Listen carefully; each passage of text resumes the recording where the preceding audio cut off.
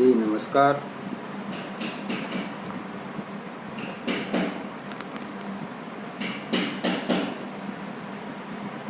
मैं कुंदन कुमार प्रभाकर आज वर्ग 12वीं के काव्य पाठ से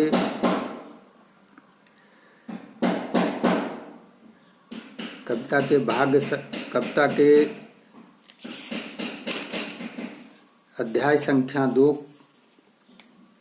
के प्रथम पद का व्याख्या करने जा रहा हूँ। यह कविता सूरदास के द्वारा लिखी गई है।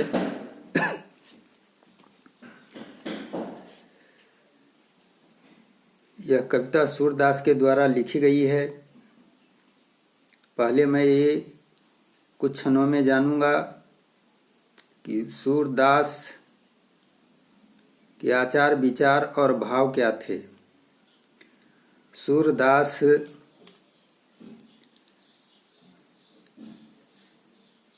प्रेम के कवि थे, भक्ति रस के कवि थे और कृष्ण के भक्त थे। सूर वात्सल्य रस के सबसे बड़ी काव्य माने जाते थे, आज भी माने जाते हैं।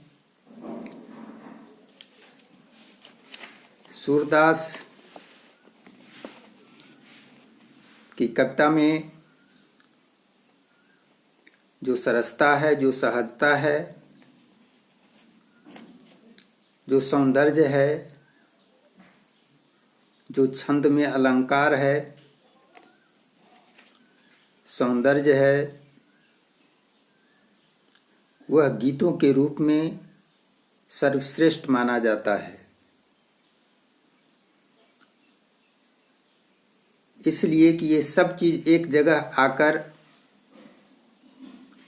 जब कोई भी पाठक इनके दोहे का जब अध्ययन करता है, उच्चारण करता है, तो वह ब्रज भाषा की मधुर आवाज के द्वारा जब हमारे मुख से बाहर निकलता है तो वह ध्वनि एक सुरीली संगीत के रूप में श्रवण होता है। इसलिए इन्हें हिंदी के सर्वश्रेष्ठ गीतकार भी माना गया है और इसलिए इन्हें सबसे बड़े कृष्ण भक्त महाकवि इतिहास में और इतिहासकारों ने माना है।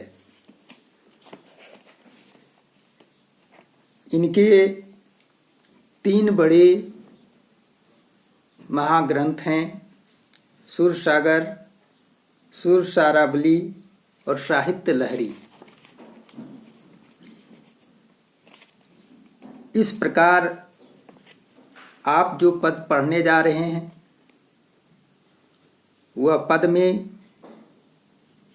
जो भाव है वह बाल वर्णन है।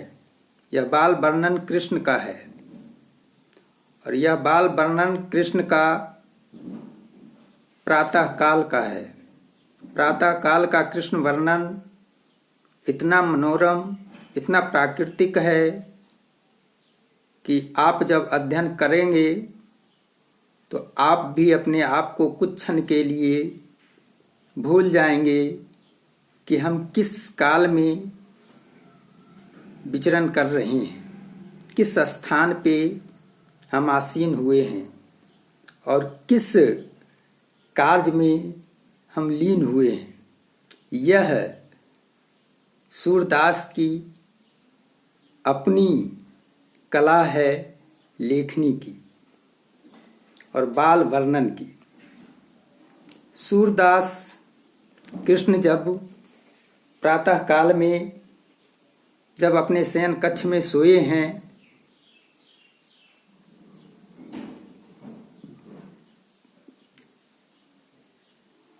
इस प्रकार आप देखिए कि आप अपने घर में, आपके घर में या हमारे घर में कोई बच्चा अगर घर में सोया है और घर के सारे लोग जब प्रातः काल में जग जाते हैं, उसके बाद सबसे पहली नज़र जाती है कि हमारे घर में कौन सोया है। तो जाती है कि एक नटखट बालक जो अब तक घर में शांति है, कोलाहल नहीं है, तो सबका ध्यान उस नटखट बालक की तरफ जाता है। ये स्वाभाविक है।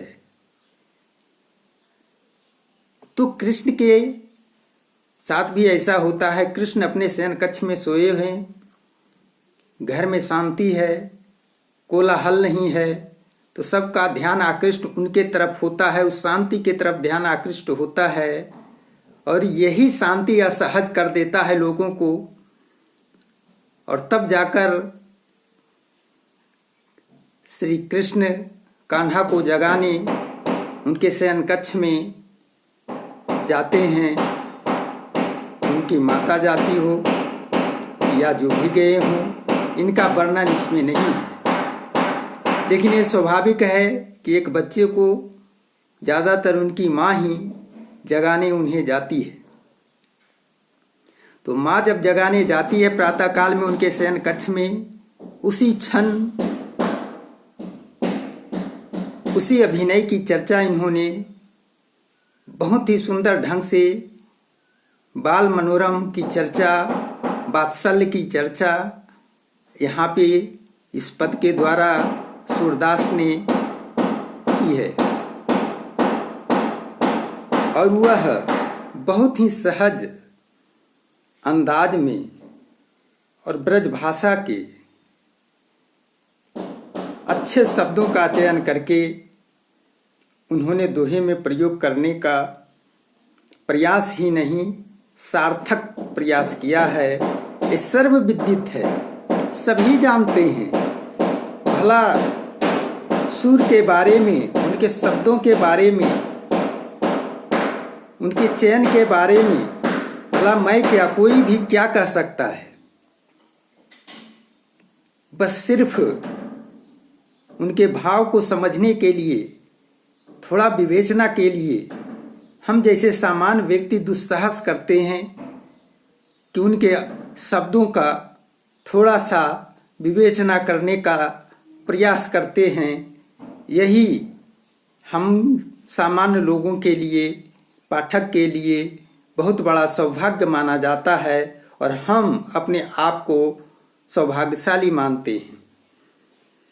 वह साफ शब्द में कहते हैं, यह उनके लिए कृष्ण के प्रति भक्ति भाव भी है और छलकता भी है।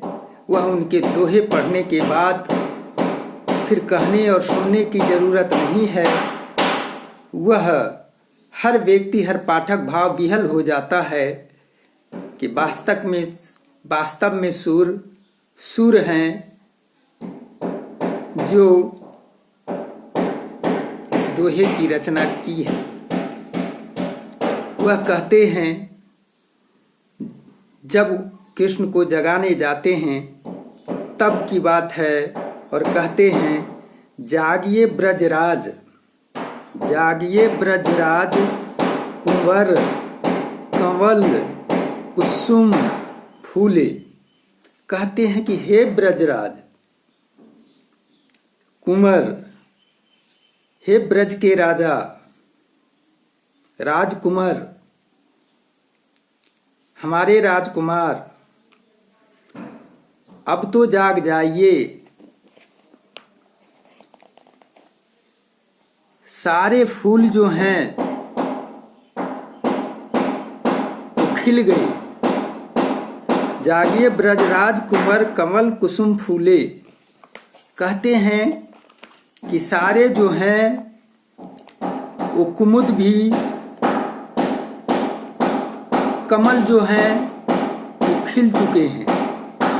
कैसे खिले? सूरज के प्रकाश से। सुप्रभात सूरज का प्रकाश जब जमीन पर बिखरता है तो उनके प्रकाश से कमल अपनी पंखुड़ियों को धीरे धीरे फैलाता है।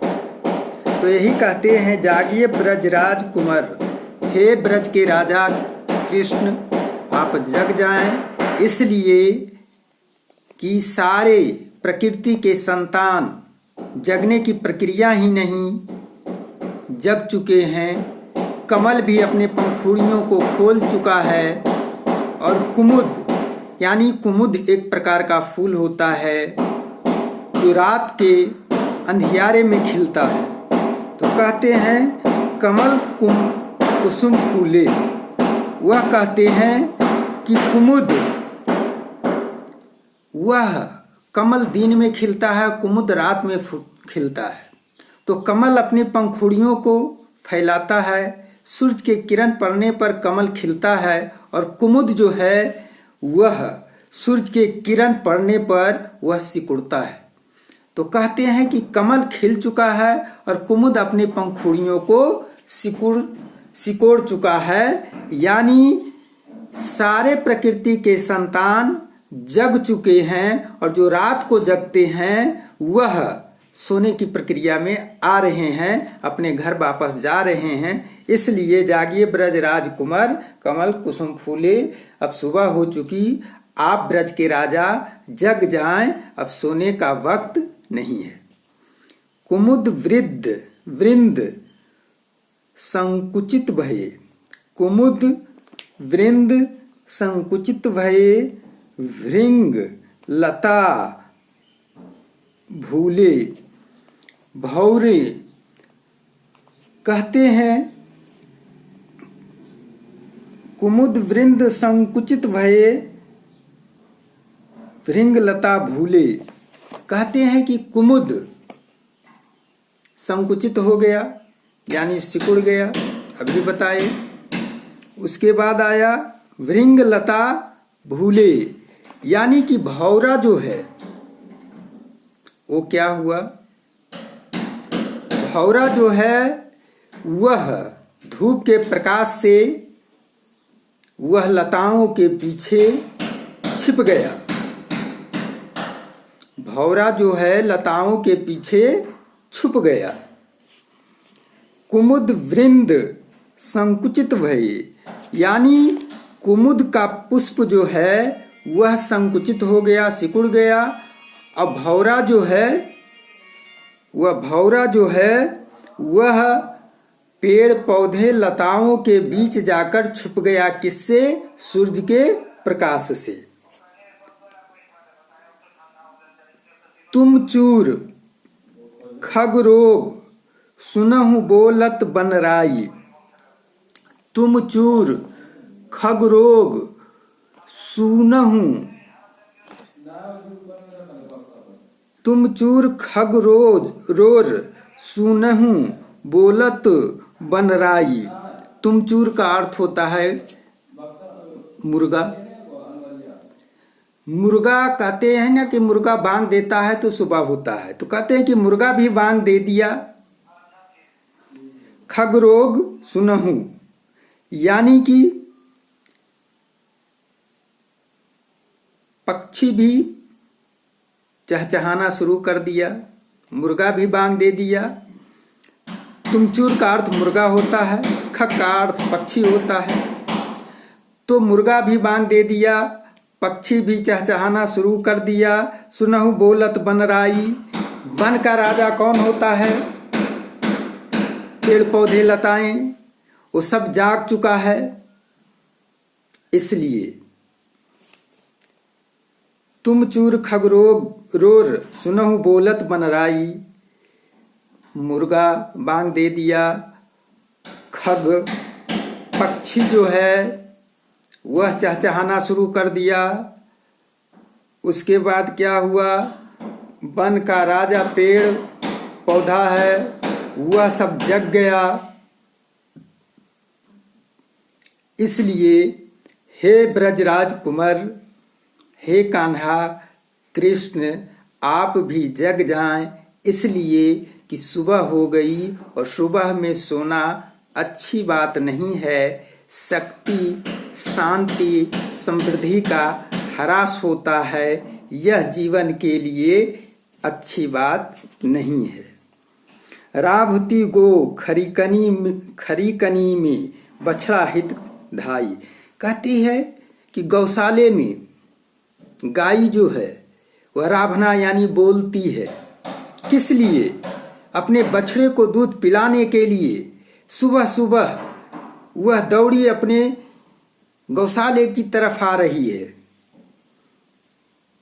राभती गौ खरीकनी का अर्थ गौशाला होता है। में बछड़ा हितधाई यानी अपने बच्चे के हित के लिए गौ जो है बोलती हुई गौशाले की तरफ, मैदान से गौशाले की तरफ गौ बोलती हुई अपने बछड़े के जीवन के हित के लिए दौड़ी हुई आ रही है। इसलिए हे ब्रज के राजा कृष्ण, आप आइए, उठिए, जगिए और अपने जीवन की दिनचर्या की शुरुआत कीजिए। इसलिए कि कमल खिल चुका, कुमुद अपने पंखुड़ियों को समेट चुकी और भंवरा लताओं में घूर घूर कर सूरज के प्रकाश से छुप चुका, मुर्गा बांग दे चुका, पक्षी भी चहचहाना शुरू कर दिया और पेड़ पौधे लताएं वन में सब हर्षित हो चुके सूरज के प्रकाश से। और गायें भी राभती हुई अपने गौशाले में बछड़े को दूध पिलाने के लिए, उसके जीवन को हिष्ट पुष्ट और सुरक्षित रखने के लिए वह भागती हुई आ रही है। इसलिए आप भी उठिए हे ब्रज के राजा कृष्ण और अपने जीवन दिनचर्या को सफल बनाइए और नित्य कार्य की शुरुआत कीजिए। विधु मलिन रवि प्रकाश गावत नर नारी। विधु मलिन रवि प्रकाश गावत नर नारी। विधु का अर्थ चंद्रमा, मलिन का अर्थ धुंधला, रवि का अर्थ सूरज, प्रकाश का अर्थ होता है उसका किरण, गावत का अर्थ होता है गीत, नर नारी पुरुष और नारी। तो कहते हैं कि विधु मलिन, कहते हैं हे कृष्ण, हे बाल कृष्ण, सूर्योदय सूरज के प्रकाश से चंद्रमा भी मलिन हो गया। सूरज का प्रकाश सूर्योदय जब होता है तब रात की अंधियारी जो तिमिर होता है, अंधकार होता है, वो स्वतः धीरे धीरे उजाले में प्रकाशित हो जाता है, अंधकार दूर होता है। तो रात का राजा चंद्रमा होता है, तो चंद्रमा धीरे धीरे मलिन होने लगता है।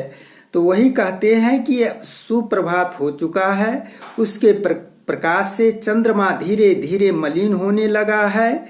इसलिए कि रवि प्रकाश, सूरज का प्रकाश आ चुका है धरती पर, सूर्योदय हो चुका है और यहाँ तक कि सुप्रभाती, पहले प्रभात काली, सुप्रभात में सूर्योदय के समय पहले जो हुआ करता था, आराधना होता था सूरज का। बुजुर्ग लोग प्रभाती गाते थे, जिसे प्रातकाली हम लोग अपनी मगही भाषा में कहते थे। सुबह सुबह 4 बजे ही उठ जाते थे, पहले उठ जाते थे और प्रातकाली गाते थे। प्रातकाली ये अभ्रंश है, प्रभाती कहा जाता था। ये हिंदी में अभ्रंश हो गया, बिगड़ा हुआ शब्द हो गया, तो प्रातकाली होगा। प्रातः काल यानी प्रातः शुरुआत और काल का अर्थ समय, प्रातः काली। तो प्रभाती का हो गया प्रातकाली यानी शुरुआत का गीत। वही कहा गया कि शुरुआत का गीत गाया गया और इसमें पुरुष और नारी दोनों गाते थे। सुबह जब होता था तो उसकी शुरुआत, उसके अगुवानी में, उसके स्वागत में नर नारी जो प्रार्थना करते थे उसे प्रातः काल गाते कहा जाता था। तो यही सूरदास कहते हैं कि हे ब्रज के राजा, विधु मलिन सूरज भी मलिन, विधु मलिन चंद्रमा भी मलिन हो गया रवि प्रकाश सूरज के प्रकाश से, इसलिए और यहाँ तक कि सारे नर नारी प्रातः कालीन जो गीत होती है वो भी गाना शुरू कर दी है। इसलिए अब आप देर मत कीजिए, उठिए और अपने जीवन की शुरुआत कीजिए। सूर्य श्याम प्रातः उठो अंबुज कर धारी। कहते हैं सूर्य श्याम प्रातः उठो अंबुज कर धारी। अब ये अंत में इस प्रकार से कहते हैं कि हे सूर्य श्याम प्रातः उठिए, इसलिए कि चंद्रमा का प्रकाश छिन्न हो चुका है और पूरे संसार में जो है सूर्य का प्रकाश फैल चुका है। और आप एक बात और समझिए कि अब प्रातः काल हो चुका है, सूर्य श्याम प्रातः उठो अंबुज कर धारी। इसलिए कि यहाँ पर जो है कमल जो है खिल चुका है। अब आप उठिए और अपने नित्य दिनचर्या की शुरुआत कीजिए। इस तरह से रात का जो कुमुद है वह अपने चरणों में अपने कमल को समेट चुका है। और इस प्रकार आप देखेंगे कि मैं फिर से लाइन बाई लाइन आपको बता देता हूँ। जागिए ब्रजराज कुंवर कमल कुमुद कुसुम फूले। कहते हैं कि जागिए हे कृष्ण, सुबह हो गई, आप अपने बिस्तर पर से उठिए और जागिए, इसलिए कि कमल खिल चुका और कुमुद जो है संकुचित हो चुकी। कुमुद वृंद संकुचित भये भृंगलता भूली। कुमुद जो रात को खिलती है वो सिकुड़ चुकी है और भंवरा जो है वो लताओं में छिप चुकी है। तुम चूर खग रोज सुनहु बोल बनराई, यानी मुर्गा बांग दे चुका है, पक्षी चहचहा चुका है और वन का राजा पेड़ पौधे लताएं भी जो है वह आवाज देना शुरू कर चुका है। रावती गो खरीकनी में बछड़ा हितधाई, यानी गौशाले में दौड़ती हुई गौ माता आ रही है अपने बछड़े को दूध पिलाने के लिए, उसके हित के लिए। इसलिए हे ब्रज के राजा, आप जागिए और अपने नित्य दिनचर्या को शुरुआत कीजिए। विधु मलिन रवि प्रकाश गावत नर नारी। सूरज का प्रकाश फैलने से रात का जो चंद्रमा है वह मलिन हो रहा है। प्रातः काली गाई जा रही है, सारे नर नारी मिलकर गा रहे हैं, इसलिए कि सुबह हो चुकी है। सूर्य श्याम प्रातः उठो अंबुज कर धारी, इसलिए कि अब सुबह हो चुकी, आप उठिए। मैं कर जोड़कर आपसे निवेदन करता हूँ कि आप उठिए और अपने नित्य दिनचर्या की शुरुआत कीजिए। यह उनका बाल वर्णन है और इसमें वह उनकी भक्ति धारा और अपने मनोवैज्ञानिक ढंग से उन्होंने प्रस्तुत किया है। यह उनका स्वाभाविक चित्रण है जो सराहनीय ही नहीं अद्वितीय है। जितनी भी उनकी प्रशंसा की जाए वह कम है। इस कविता में अलंकारों का पर्याप्त समावेश है, यानी बहुत ही सुंदर है। आप इसको फिर से अपने घर पर पुस्तक रखकर अध्ययन कर लेंगे और अध्ययन करने के बाद एक बार फिर अपने मन से आप लिख लेंगे तो निश्चित तौर पर आप यह बाल वर्णन आपको कंठस्थ हो जाएगा और फिर दोबारे आपको इस पर समय देने की जरूरत नहीं पड़ेगी। यह सूरदास की कविता है और यह बाल भक्ति की कविता है और उनके प्रातः काल घर में सोए हैं और उन्हें उनकी माता जगाने जाती है और उसी क्रम में किस प्रकार जगाती है और जगाने में कौन सा उपमा देते हैं, उसी उपमा की यह कविता है और इस प्रकार इसका व्याख्यान खत्म होता है। नमस्कार।